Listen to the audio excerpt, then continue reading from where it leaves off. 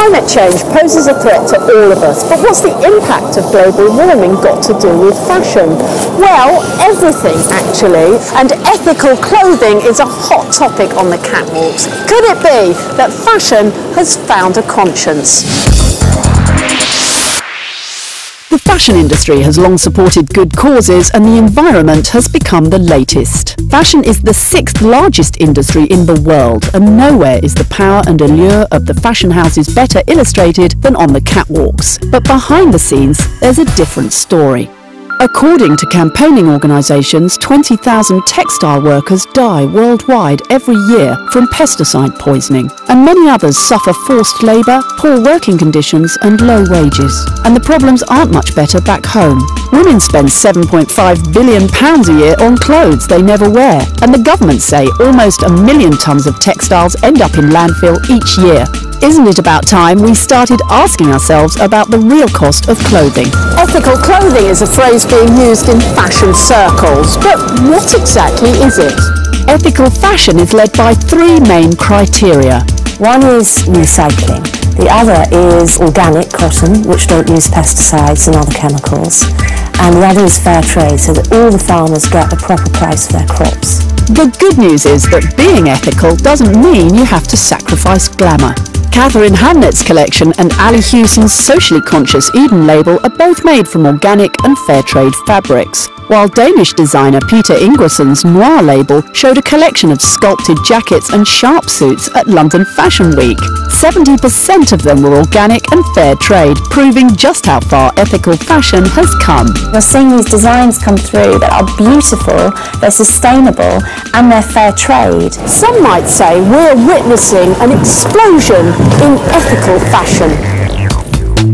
Over 20 different labels showcase their wares at a special section of London Fashion Week called Aesthetica.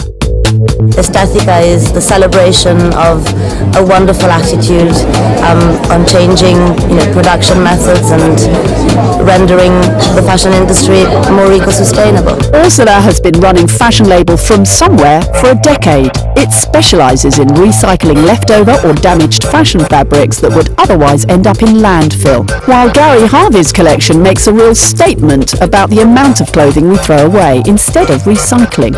I took inspiration from vintage couture garments and manufactured them out of second-hand everyday clothing. So I have garments made out of baseball jackets, out of Levi's jeans, Burberry Max, military camouflage, and a number of different everyday garments. Even haute couture has gone green.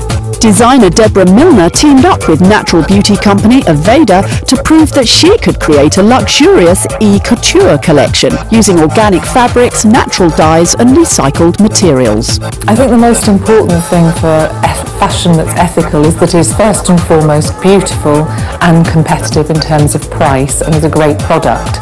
Then the fact that it's ethical is almost the second thing, and it won't matter whether people are particularly interested in that or not. So the designers are leading the way with clothes that are glamorous and green. But in the fickle world of fashion, is this a permanent commitment to change?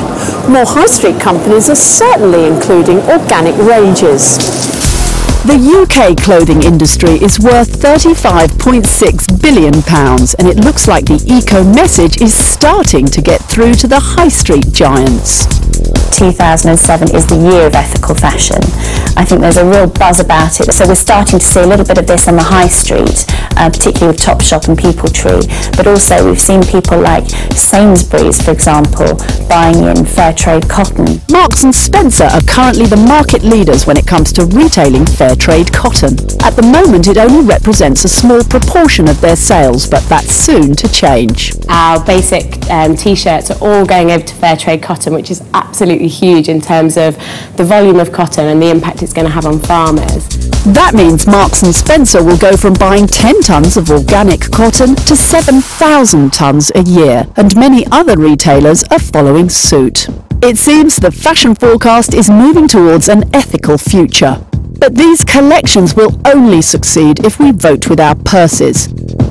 So here are my top tips to ensure you get the green light when you next go shopping. Instead of throwing away old clothes, why not customise them into something unique? Stores like Junky Styling will create a made-to-measure garment from anything you no longer wear. They're going to turn my old jacket into a funky new top. Or if you're buying brand new, always look out for the Fairtrade logo. If you buy ranges like Gap's Red Label, you'll also be doing your bit for charity, with part of the profits going to good causes. And by investing in classic, good quality pieces like jeans and shirts, your clothes will last you through many seasons without going out of fashion. Recycling is the perfect way to be both ethical and stylish. You never know what you'll unearth at vintage boutiques, second-hand stores and cult markets. Time to go and see what they've done with that jacket of mine. Here it is. Oh, look at that. That looks wonderful. Recycling your clothes is not just ethical, it's fashionable. And when it comes to buying from the high streets, consumers have to lead the way. It's all about the power of the purse. Prioritising ethical fashion gives retailers a clear signal about the future of clothing and production. And with supermarkets getting in on the act, nobody has to look far. This one is over to you.